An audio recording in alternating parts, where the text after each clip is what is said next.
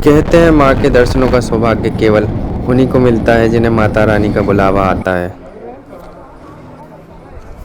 जब तक माता न चाहे तब तक कोई उनके दरबार नहीं जा सकता, और जब माता का बुलावा आता है तो भक्त देश के किसी भी कोने में क्यों ना हो, वो सब काम छोड़कर माता के दरबार पहुंच ही जाता है। बिल्कुल ऐसे ही माता ने मुझे नवरात्रि के एक दिन पहले ही सपने में आकर बुलावा भेजा और मैं सब काम छोड़कर माता के दरबार चला आया। यहाँ तक कि एक दिन बाद का ही टिकट मुझे कन्फर्म मिल गया, तो मैंने जोधपुर से ट्रेन पकड़ी और 22 घंटे के लंबे से सफ़र के बाद जम्मू तवी पहुँच गया।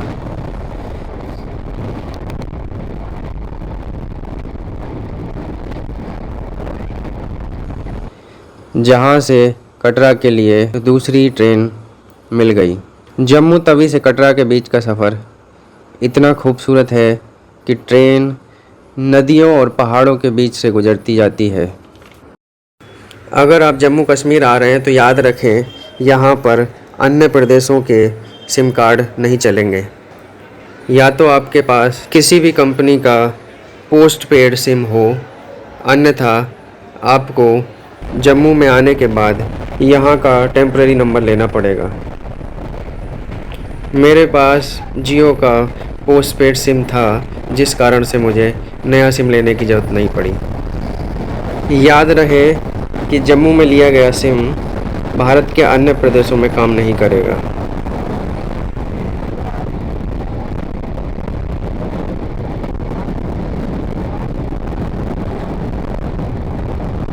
कुछ पहाड़ों को काट काट कर टनल बनाई गई है, जिसके भीतर से ट्रेन गुजरती है। नदियों ने पहाड़ों को काट कर गहरी घाटियां बना दी हैं। ट्रेन माता के जयकारों से गूंज रही थी।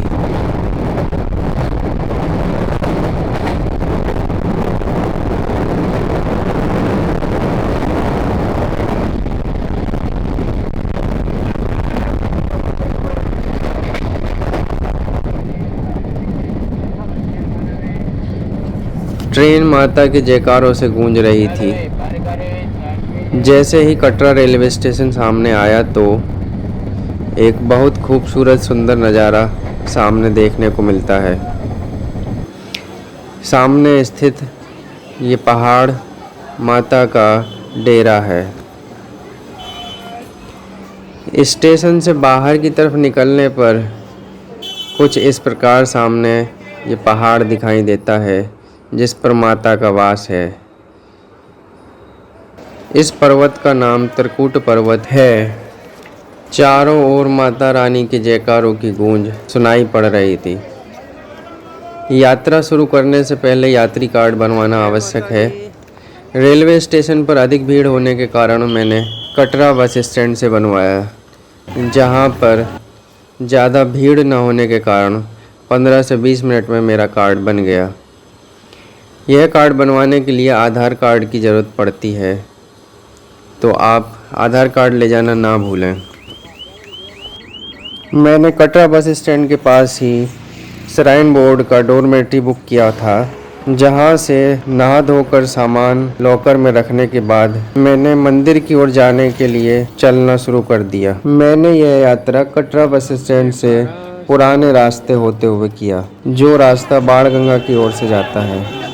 बस स्टैंड से 1 किलोमीटर चलने के बाद यह एंट्री पॉइंट मिला, जहां पर सामान की जांच की जाती है। इस प्रक्रिया में लगभग मुझे करीब 1 घंटा लग गया। एंट्री करने के बाद आपको सबसे पहले बाणगंगा, तत्पश्चात चरण पादुका मंदिर देखने को मिलेगा। इसी स्थान पर माता ने रुककर पीछे की ओर भैरव जी को देखा, तब से माता के चरण यहाँ स्थित हैं। यह मंदिर पार करने के बाद आगे की चढ़ाई शुरू कर दी।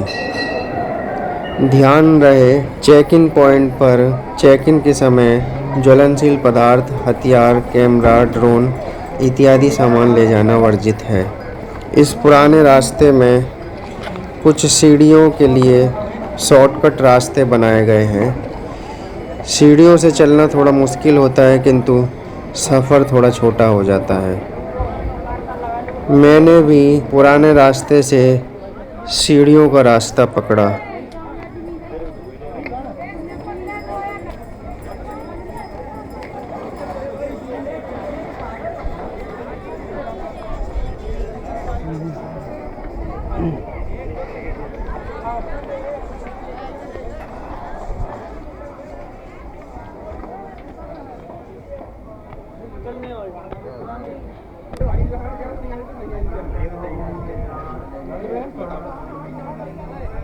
तो सारे जूम करके रुका ना, तो जूम करके लाके सब तुम कहेंगे मेरे को नहीं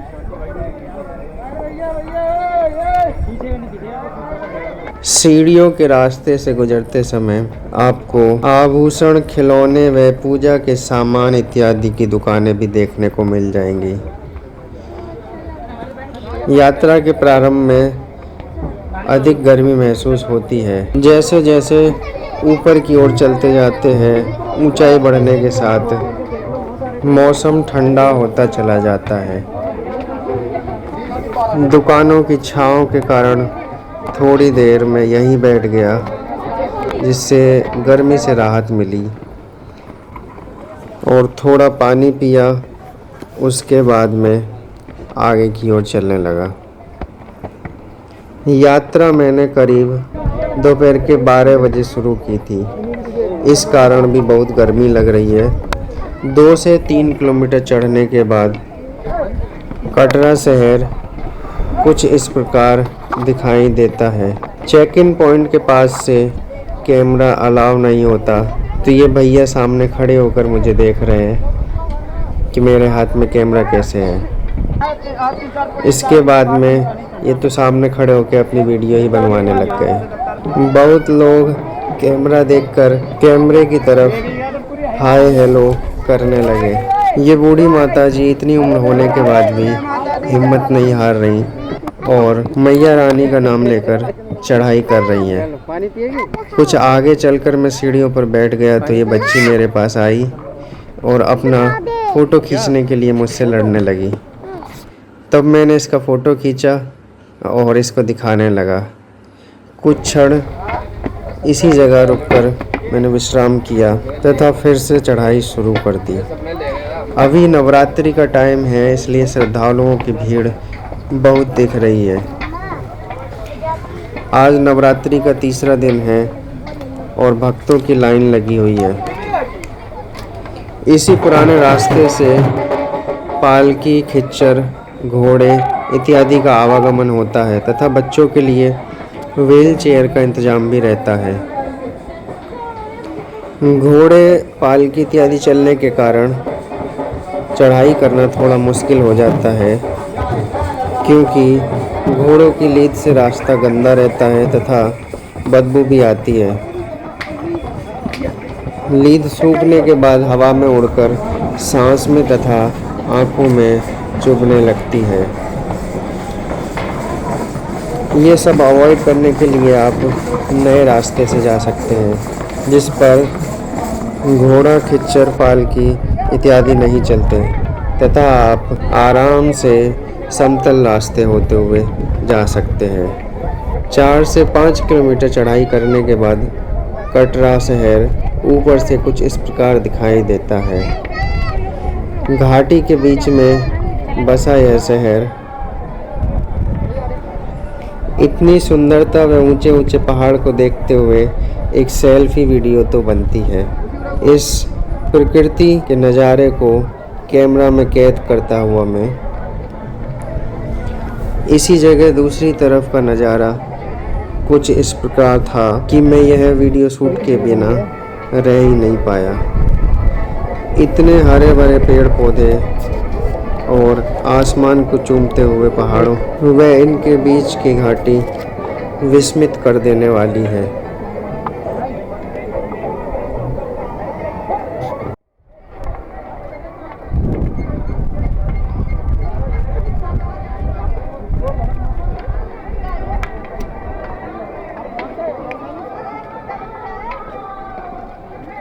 जैसे ही यहाँ से आगे बढ़ा तो मुझे 500 मीटर आगे ही अर्धकुंवारी मंदिर का बोर्ड दिखाई दिया तथा पास ही बहुत भक्त धर्मशाला में बैठे दिखाई पड़े। भक्त दर्शन के लिए तथा विश्राम के लिए यहाँ पर रुकते हैं।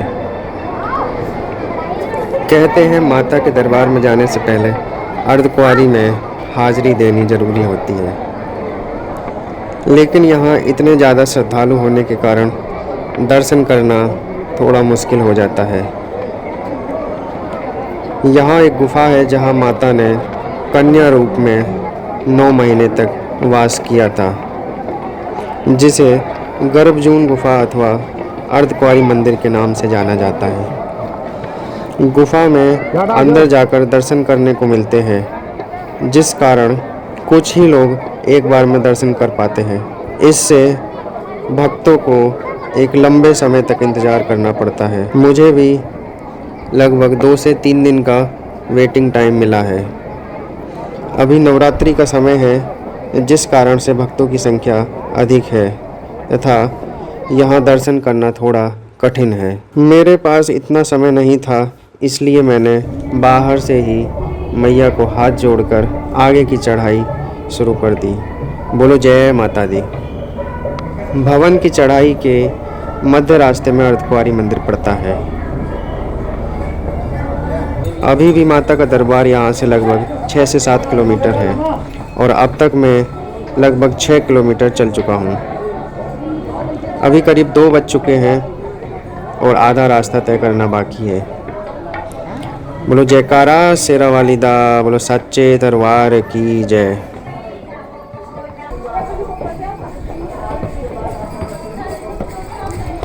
यात्रा करते वक्त आपको घोड़ा, खच्चर, पालकी इत्यादि से थोड़ा संभल कर चलना होगा। थोड़ा आगे चलकर कुछ दोस्त मिले जो जम्मू के ही रहने वाले थे और ये लोग हेलीकॉप्टर से ऊपर तक आए थे। थोड़ा डायरेक्शन दे रहे थे। नमस्ते सबको, जय माता दी। भैया बता रहे हैं कि रास्ता थोड़ा ये वाला मुश्किल है, दूसरे रास्ते से आना चाहिए था। तो नीचे से रास्ता चेंज हो जाता है। अर्धकुंवारी अभी ये जो रास्ता है ना आगे जाके चेंज होता है, अर्धकुंवारी से चेंज होता है। एक ये सांची छत ऐसे करके रास्ता, एक हिमकुंड वाला रास्ता है। हाँ, ये दूसरा, ये 2 नंबर वाला रास्ता है। 1 नंबर वाला अलग रास्ता है। हाँ, अभी इधर से 2 किलोमीटर है। इधर से 2 किलोमीटर है भवन। हाँ। तो ये रास्ता लंबा भी पड़ता है। लंबा भी पड़ता है। हेलीपैड वाला रास्ता है ना। अभी हम हेलीपैड से आए। हेलीपैड से आया? इसलिए यही रास्ते से आए। तो कितना 10 मिनट लगे? कहते हैं माता रानी बुलाती है तो दरबार तक चढ़ाई करने की शक्ति भी देती है। पूरा उतार देते हैं। मैं माता रानी की कृपा से पिछले 3-4 घंटे से चल रहा हूँ। पैरों में दर्द है, लेकिन मन में अटूट विश्वास और श्रद्धा है, इसलिए भवन की ओर चला जा रहा हूँ। मैंने सुबह 12 बजे कटरा से यात्रा शुरू की थी और अभी शाम के 4 बज चुके हैं। बस अब माता का दरबार दूर नहीं। 12 किलोमीटर की थका देने वाली चढ़ाई करने के बाद अब फाइनली सामने देख सकता हूँ माता रानी का दरबार नज़र आने लगा है। आप भी इसकी एक झलक पा लीजिए। माता का भवन देखकर तो मेरी सारी थकान जैसे मिट गई है। भवन की ओर देखकर ही इतनी भावुकता हो रही है कि मैं बयां नहीं कर सकता। माता जी ने आखिर यहाँ तक पहुँचा ही दिया। बोलो जय माता दी। चलिए आपको भवन की ओर लेकर चलते हैं। देखते हैं माता रानी का दरबार कैसा सजा है इन नवरात्रों में। माता का दरबार करीब आते ही भक्तों की भीड़ बढ़ गई है। नवरात्रि का समय है, इसलिए भी बहुत ज़्यादा भीड़ देखने को मिल रही है। आप देख ही सकते हैं कैसे नवरात्रों में माता का दरबार रंग बिरंगे फूलों से सजाया गया है। यहाँ खड़े होने से ही फूलों की खुशबू मन मोह रही है। इतनी सजावट देखकर दरबार और सुंदर दिख रहा है। कैसे फूलों को भिन्न भिन्न आकृतियों में बनाया गया है। यहाँ एक तरफ जूते चप्पल का स्टैंड है तथा दूसरी तरफ माता के दरबार जाने के लिए लाइन लगती है। यहाँ से आगे जाने पर सामान रखने के लिए लॉकर की सुविधा मिलेगी। लॉकर के आसपास आपको बहुत भीड़ देखने को मिल जाएगी, जिस कारण से आपको 1 घंटा सामान रखने के लिए लग जाएगा। इतनी भीड़ होने के कारण मैंने अपना सामान डिजिटल लॉकर में ले जाकर रखा। स्मार्ट लॉकर के पास थोड़ी कम भीड़ थी, जिस कारण मैंने 10 से 15 मिनट में अपना सामान रख दिया। यह सब करते करते मुझे लगभग शाम के 6 बज चुके थे। शाम की आरती के लिए अब मंदिर बंद होने ही वाला था। लगभग 6:15 बजे मंदिर बंद कर दिया जाता है तथा आरती के बाद लगभग 9 बजे मंदिर खुलता। मैंने प्रसाद लिया और भागकर लाइन में लग गया। जैसे ही लाइन में लगा तो मंदिर के दरवाजे बंद हो चुके थे। अब रात 9 बजे तक लाइन में बैठकर इंतज़ार करना होगा। अटका आरती खत्म होने के बाद ही दर्शन होंगे। अटका आरती में लोग पहले से बुकिंग करके आते हैं, जिसके लिए वे हज़ारों रुपए खर्च करते हैं। इतने में ही माता रानी की कृपा हुई। अचानक से लाइन चलने लगी और करीब 30 से 40 लोगों को लाइन में से अंदर बुला लिया गया। इन्हीं लोगों में मैं भी था। सब माता रानी के जयकारे लगाते हुए खुशी से मंदिर में चले गए। बोलो साच्चे दरबार की जय। सच ही कहते हैं, जब माता का बुलावा आता है तो रास्ते की सब बाधाएं दूर हो जाती है। मुझे शाम की अटका आरती में सम्मिलित होने का मौका मिला, जिसके लिए लोग पहले से बुकिंग करके जाते हैं। मैया रानी की कृपा से मुझे बिना किसी बुकिंग के अंदर जाने को मिला। यह आरती श्रद्धा टीवी पर लाइव प्रसारित की जाती है। मैया की असीम कृपा के कारण इतने भव्य दर्शन हुए। बोलो जय माता दी। रात में 9 बजे दर्शन करने के बाद ही मैंने उतरना शुरू कर दिया और रात के करीब 12 बजे तक कटरा बस स्टैंड आ गया। इस प्रकार माता रानी का बुलावा और यूँ दर्शन देना मेरे लिए बहुत सौभाग्यशाली था। तो ये थी माता रानी के दरबार पहुँचने की यात्रा। बने रहें मेरे यानी ट्रैवल विद के साथ।